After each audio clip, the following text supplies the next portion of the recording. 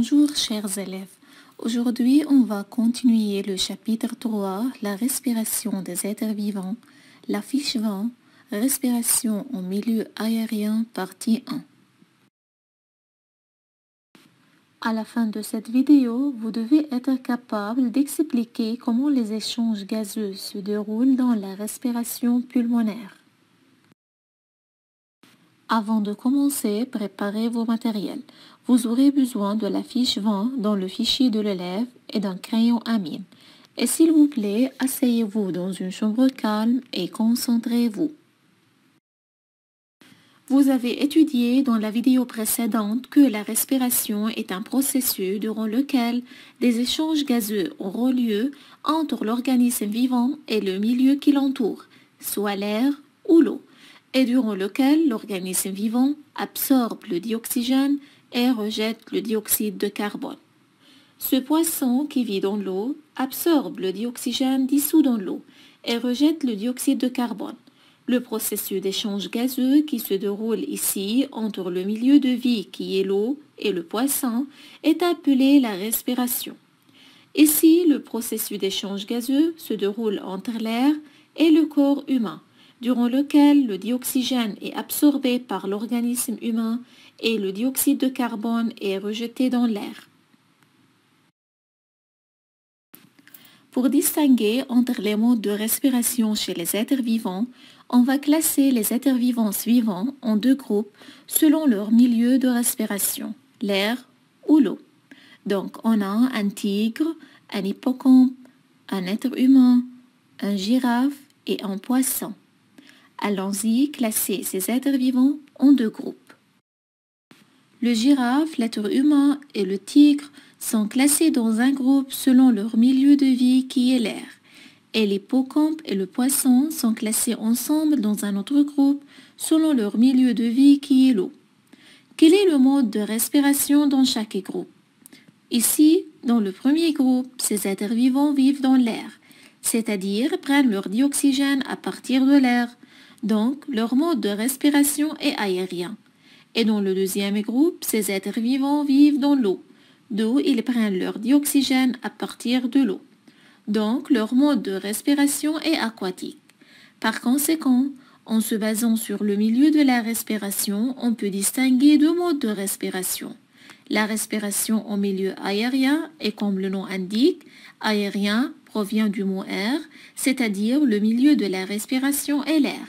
Et on a aussi la respiration au milieu aquatique, et comme le nom indique, aqua signifie en latin eau, c'est-à-dire le milieu de la respiration est l'eau. Puisque le milieu de respiration chez l'homme est l'air, donc le mode de respiration chez l'être humain est aérien. On va prendre l'être humain comme un exemple de respiration en milieu aérien. Vous avez étudié que l'air inspiré, qui est riche en dioxygène, entre dans le corps par les narines du nez et suit un trajet pour atteindre les alvéoles pulmonaires. Et aussi, vous avez étudié que l'air expiré, qui est riche en dioxyde de carbone, suit la direction inverse de l'alvéole pulmonaire jusqu'aux narines pour être expulsé à l'extérieur du corps. Mais est-ce que l'air inspiré persiste dans les alvéoles pulmonaires? Que se passe-t-il au niveau des alvéoles pulmonaires? Et comment se déroulent les échanges gazeux au niveau des alvéoles pulmonaires? On va commencer par la respiration pulmonaire. Et comme le nom indique, pulmonaire provient du mot poumon, d'où on va expliquer comment les échanges gazeux se déroulent dans les poumons au niveau des alvéoles pulmonaires. Observez cette figure. Que représente-t-elle? Elle représente un alvéole pulmonaire entouré par un capillaire sanguin dans lequel le sang circulant entre dans les poumons. Et ici, les quantités de dioxygène trouvées dans l'air inspiré et dans l'air expiré. Maintenant, répondre à la question 2 dans la fiche 20. Comparer la quantité de dioxygène dans l'air inspiré et dans l'air expiré. Le sang qui circule dans notre corps entre dans les poumons et il contient une quantité de dioxygène. Ici, c'est la quantité de dioxygène dans le sang entrant dans les poumons et ici, c'est la quantité de dioxygène dans le sang sortant des poumons. Maintenant, répondre à la question 3 dans la fiche 20. Comparer la quantité de dioxygène dans le sang entrant et sortant des poumons. Maintenant, corrigez votre réponse. Rappelons que pour faire une comparaison entre les nombres, il faut utiliser l'un des mots suivants, plus grand, plus petit ou égal. Et n'oubliez pas d'écrire les valeurs avec les unités. La question 2, comparer la quantité de dioxygène dans l'air inspiré et dans l'air expiré. La quantité de dioxygène dans l'air inspiré est 21 ml, plus grande que celle dans l'air expiré qui est 16 ml. La question 3, comparer la quantité de dioxygène dans le sang entrant et sortant des poumons. La quantité de dioxygène dans le sang entrant des poumons est 15 ml, plus petite que celle dans le sang sortant des poumons, qui est 20 ml.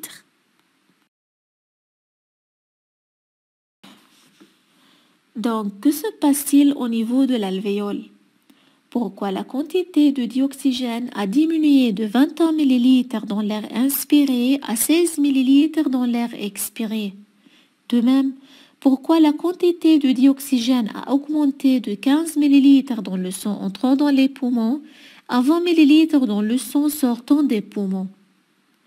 On sait que l'air inspiré est riche en dioxygène, alors que le sang entrant des poumons est pauvre en dioxygène. Donc, une quantité de dioxygène a diffusé, c'est-à-dire a passé du milieu riche en dioxygène qui est l'alvéole vers le milieu pauvre en dioxygène qui est le sang. Ensuite, le sang qui sort des poumons sera riche en dioxygène et transporte ce gaz pour le distribuer à tous les organes du corps. Par suite, l'air expiré sort pauvre en dioxygène. Maintenant, répondre à la question 4 dans la fiche 20. Tirer une conclusion. Le gaz dioxygène diffuse ou passe de l'air alvéolaire vers le capillaire sanguin. Notons que la diffusion, c'est le passage d'une substance d'un milieu riche à un autre qui est pauvre de cette substance.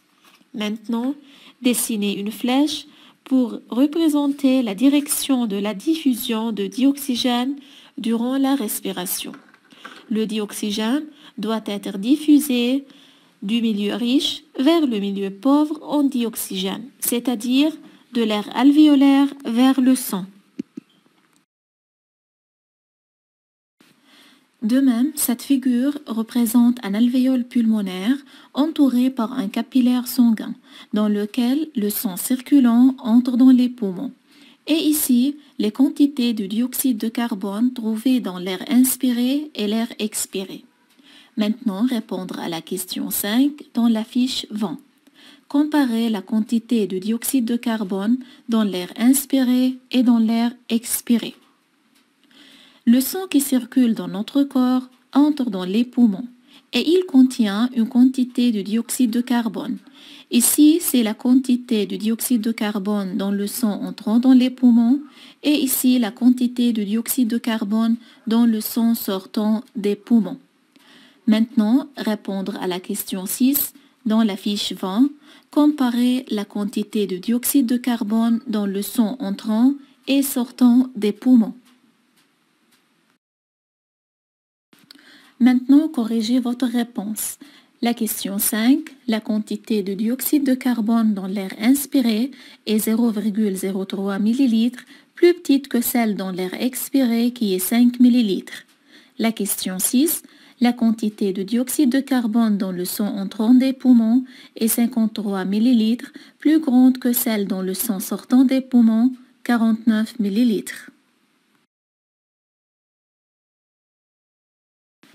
Donc, que se passe-t-il? Pourquoi la quantité de dioxyde de carbone a augmenté de 0,03 ml dans l'air inspiré à 5 ml dans l'air expiré?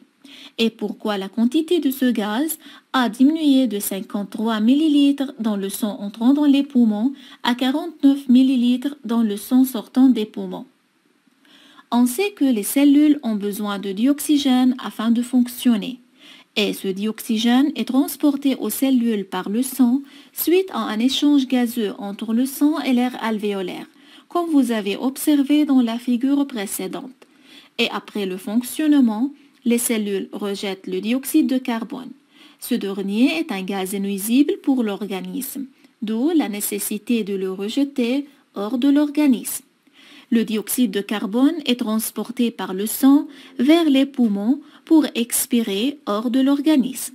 Donc le sang entrant des poumons provenant des organes est riche en dioxyde de carbone et l'air inspiré est pauvre en dioxyde de carbone. D'où une quantité de dioxyde de carbone à diffuser du milieu riche en dioxyde de carbone, qui est le sang, vers le milieu pauvre de ce gaz, qui est l'air alvéolaire. Par suite, le sang sortant des poumons sera pauvre en dioxyde de carbone et l'air expiré sera riche en dioxyde de carbone. Maintenant, répondre à la question 7 dans la fiche 20. Tirer une conclusion. Le dioxyde de carbone diffuse ou passe du capillaire sanguin vers l'air alvéolaire. Maintenant, dessinez une flèche qui représente la direction de la diffusion de dioxyde de carbone durant la respiration. Comme vous avez étudié que la diffusion se passe du milieu riche vers le milieu pauvre, d'où le dioxyde de carbone va diffuser du sang qui est riche en dioxyde de carbone vers l'air alvéolaire qui est pauvre en dioxyde de carbone. Cette figure représente les échanges gazeux respiratoires qui se déroulent dans les alvéoles pulmonaires entre l'air alvéolaire et le sang. Ici, le sang entrant des poumons est pauvre en dioxygène et l'air alvéolaire est riche en dioxygène. Donc, le dioxygène doit être diffusé du milieu riche en dioxygène, qui est l'air alvéolaire, vers le milieu pauvre, qui est le sang. Ensuite, le dioxygène est transporté par le sang pour être distribué à toutes les cellules du corps. À l'inverse, le sang entrant des poumons est riche en dioxyde de carbone qui est rejeté par les cellules du corps. Et l'air alvéolaire est pauvre en dioxyde de carbone. Donc le dioxyde de carbone doit être diffusé du milieu riche en dioxyde de carbone qui est le sang vers le milieu pauvre qui est l'air alvéolaire pour être expulsé à l'extérieur durant l'expiration. Vous connaissez que l'air qui nous entoure est formé d'un mélange des gaz tels que le dioxygène, le dioxyde de carbone et le diazote. Et vous avez vu que les quantités de dioxygène et de dioxyde de carbone changent durant la respiration. Mais est-ce que la quantité de diazote change-t-elle durant la respiration? Et est-ce que notre corps absorbe et utilise le diazote? Observez cette figure. Cette figure représente les quantités de diazote dans l'air inspiré et expiré. Et comme vous avez observé, la quantité de diazote dans l'air inspiré est égale à celle dans l'air expiré, qui est 79 ml. Donc, notre corps n'absorbe pas le diazote, car il n'est pas un gaz respiratoire. Il entre et sort sans être utilisé ou bien absorbé par le corps. Maintenant, répondre à la question 8 dans votre fiche. Si la quantité d'azote dans l'air inspiré est 79 ml, que doit être sa quantité dans l'air expiré? Justifiez la réponse. La quantité d'azote dans l'air expiré est égale à celle dans l'air inspiré, 79 ml, car notre corps n'utilise pas ce gaz, il n'est pas un gaz respiratoire. Maintenant, c'est le temps de résumer notre leçon. Vous avez étudié dans cette vidéo que les échanges gazeux se font au niveau des alvéoles pulmonaires, durant lequel le gaz dioxygène diffuse ou passe de l'air alvéolaire vers le sang, le gaz dioxyde de carbone diffuse du sang vers l'air alvéolaire et le gaz diazote n'est pas utilisé par le corps. Il n'est pas un gaz respiratoire.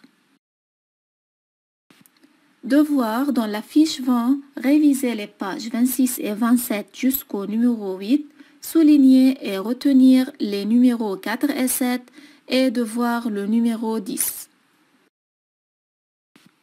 Merci pour votre attention, mes chers élèves.